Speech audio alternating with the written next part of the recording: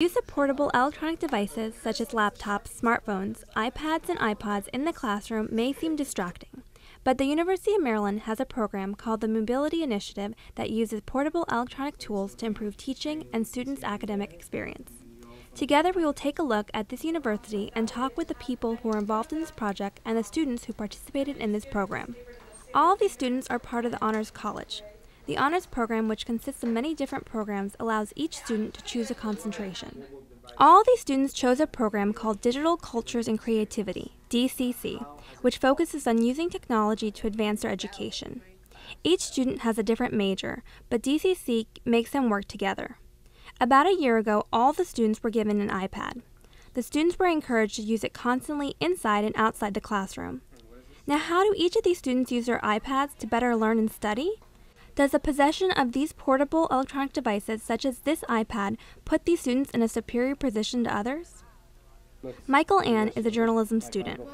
As a journalism major, I have a lot of news quizzes, so it's really helpful to have this, and I have 5 news apps that I can go to at any time, and this whole campus has wireless internet, so basically this is a free way for me to get all the information I need to do well in my class. Michael Ann says because of having an iPad, she sees herself in a better position compared to other students in her major. Nicole is an engineering student and says having an iPad does not have an effect on her engineering studies. Classes so far, mainly because it's all basics and like math and sort of thing. But for my other classes, where I have to read like my honors classes, we have a lot of PDFs, and instead of sitting at my computer and having to read them all the time, I can take this outside and just read the PDFs that way. Nicole says if they take away her iPad, it would be very difficult for her because she has become very dependent on it. Sean, who is an architecture major, says he does not have applications which are specific to architecture on his iPad. The one I use most frequently is just this notes, just simple notes. It's like a steno pad kind of thing, and that it's more compact and it's more compact than taking notes on a laptop because you have to open up Microsoft Word and all that, and it's better than a notebook in that I find that in my notebook half the handwriting doesn't make sense an hour later. I see. Okay. Chris, a communications and theater major, says being part of DCC is very interesting and having an iPad is amazing. It's really interesting being in DCC and having this and being a communications major because this is absolutely the way that communications moving, and this has a huge impact on how we communicate. I mean, even just with the iPad, like, you know, the fact that I can now go in and check my Facebook right now as we're talking, and you probably wouldn't even notice that I was on there, it affects how we communicate, and it has a big impact on that. In terms of me using it, I've found that yeah, it's been useful for notes and things like that, but that it sort of is raw power. Like it's how you use the iPad that matters. I mean, it's a tool, but like any tool, it can either be really useful during class where you're taking notes and I can sit there and I can look up the latest news and see how you know, Facebook is affecting the way we communicate and how these trends have been updated and whatnot, but it can also be like a huge distraction, or playing Angry Birds. Yeah, Angry Birds, or you know, Plants vs. Zombies, you know, things like that. And I remember first semester I was not always the best at using it responsibly, and it did at times become a huge distraction. And so it's just a question of, if you're using it responsibly, it isn't a powerful tool, but if you're using it irresponsibly, then it's not. Julia, a physics major, says she tries to avoid games that are related to physics, but there is one application she uses very frequently. There's this one awesome app that I have called Wolfram Alpha. Unfortunately, it's not free, but it's pretty much like my external memory. I can look up just about anything on it that I want. I can do any sort of calculation, integration, pretty much everything I can do on it. It's amazing. Does the new coming of these technologies which help foster learning cause an increase in information gap between the previous generation and the generation that is now using the latest portable technology? I kind of feel like it's a double-edged sword. Like, on one sense, like, yes, if I have this device and we both have to learn something, like, I will get there faster if you have to truck all the way to McKeldin.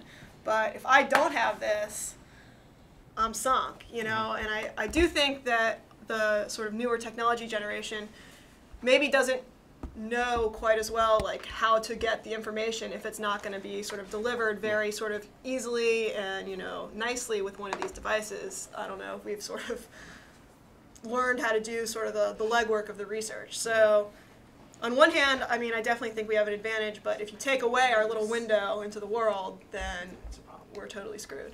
The Digital Culture and Creativity program is part of the University of Maryland's Mobility Initiative that is trying to use more portable electronic devices to improve education. The Mobility Initiative has 5 main goals: to improve the classroom experience, to promote a better relationship between professors and students, to offer students the tools necessary to gain work experience, to enhance the security level for university students, and promote and consolidate the top position of the University of Maryland using these latest digital technologies. Chris Higgins, Interim Director of the Academic Support Division Office, is one of the main officials monitoring the Mobility Initiative. How can we get the students to use these new devices to improve their campus life, improve their academic experience, and also use those types of pieces of information to actually learn more about how we can improve the academic experience for students on campus? I see. What are the different components? Because when we say mobility initiative, it's a very, very broad project. Can you explain the different components of this? Yes. It started off really as looking at teaching and learning. How do we help improve teaching and learning on campus? And what we did is we focused on providing devices to specific sets of students. So our Banneker Key students in the Honors College, as well as our Maryland Incentive students in the Honors College. As we've learned how mobile devices are used on campus, it had to expand. Like you said, it's just too broad to be one little thing. And what we did was we actually incorporated faculty into this. So we created a Faculty Fellows program to help initiate faculty into the concept of how do you use these devices for teaching and learning. So the students aren't just having these devices, but are actually being engaged with the devices. There's also the aspect of how do you help students learn how to program for the devices. So we had a number of programming courses early on, so those students who are more interested in that aspect could do that. And Ben Betterson is one of those people who's worked on that piece, especially with the mobility contest. One other aspect, and probably the place that we're working most right now, is really looking at how to create an enterprise infrastructure for mobility or mobile devices. And when we're looking at that, that's really basically creating some sort of access into our content for mobile devices, no matter what they would be. The ultimate goal is to enable students to access whatever they need on their mobile devices or portable computers. From their class schedules to their grades, or which diner is serving their favorite dish, or the notes that were given in the previous physics class, or time and location of the next university football game. All this information on the smartphone or small portable computer that is constantly connected to the internet. In this program, to date, more than 500 portable electronic devices have been distributed between honor students and professors. Victoria, a freshman computer science and economics major, is one of these students. I actually don't keep up with the smartphones, so it was definitely a new experience for me since I just use my cell phone for emergencies. And I was pretty excited. I still download a ton of apps, definitely a lot of games, but also a lot of things that help me with my schoolwork. And I guess it wasn't too much of a surprise for me since I was already expecting an iPhone or an iTouch since I'm also a Banneker Key scholar. So this was just a nice upgrade. And you asked about what we're doing with them in class. Well, in the fall semester, we didn't actually work it into a class such as teaching us iPad programming because that requires a lot of technical background. But what we did do were things, it just puts us all on the same level since we all have this resource that we can use. So for instance, we walked into discussion one day and Professor Kirschenbaum just said, so we're gonna have a debate by the end of class about jailbreaking your iPads. So everyone pull out your iPads and start researching. So basically it gives us this really accessible resource that we can use in class. In order to encourage these students to use these mobile devices, the University of Maryland has created a competition called the Mobility Contest. In this competition, students of different levels should find new ways to improve campus digital experience by using a portable electronic device. Ben Betterson, a professor of computer science, is responsible for implementing this digital project. a contest would be a great way of getting students to really think creatively about how we can use mobile devices on campus to improve campus life.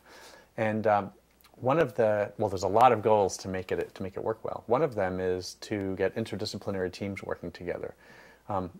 My experience in human-computer interaction and mobile app design is that there's no one skill set that's enough. Right? Getting a bunch of computer science together gets you great technology, but not something that necessarily looks right or is really serving people's needs. And similarly, you get a bunch of business people, and they may understand the market and how to make something that is effective within a community, but might not know how to build it. So we really tried to use this as an opportunity to get students from across campus together, and I think we've been really successful with that. The most innovative application, called Jam My Jam, won this mobility contest this year. Megan, a PhD candidate in computer science, created this application.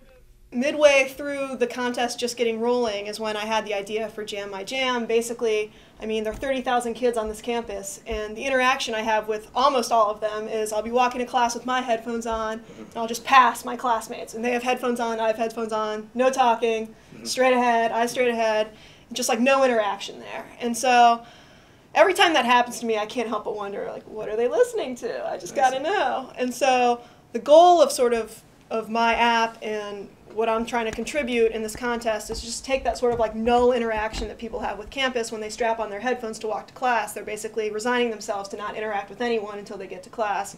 And so the goal behind this app was to take that sort of null interaction and extract something from it.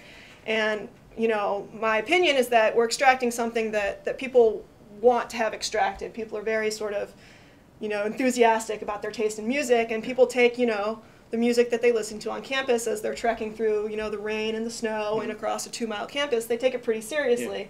And so my thought was that people would want to contribute that information. It would be a good way for these kids who aren't being a part of campus life for, you know, those 10 minutes or 15 minutes to put something out there. Application writing skills for mobile devices was also implemented by the University of Maryland.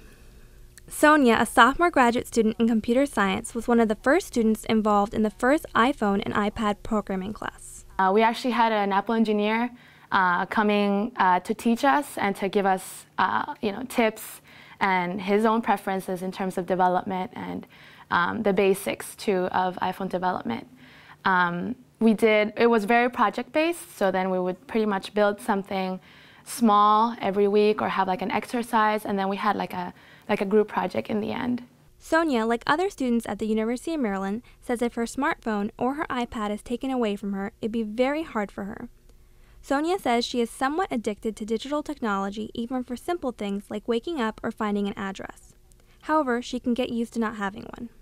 The way that the University of Maryland is speeding up on this digital highway, it doesn't seem like Sonia has to quit her addiction. Portable electronics and tools will be omnipresent vehicles on this road that will improve students' lives on campus and their academic experience.